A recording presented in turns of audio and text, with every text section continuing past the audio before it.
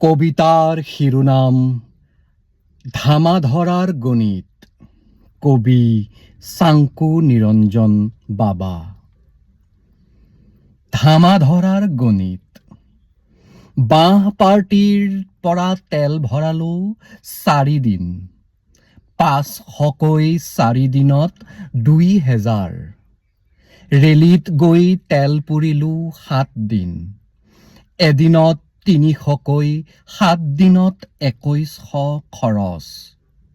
পতাকা লগোৱাৰ ঠিকাত পালো 10,000, খৰচ হ'ল 6,000।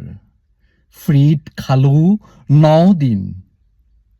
বেঙেনা পাৰ্টিত তেল ভৰালো এফালে 2000 আৰু এফালে 4,500।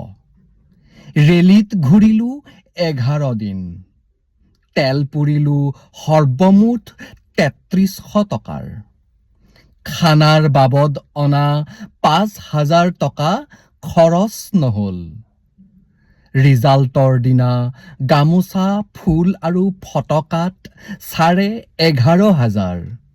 জিকিলে খৰচ হ'ব, হাৰিলে যে জমা।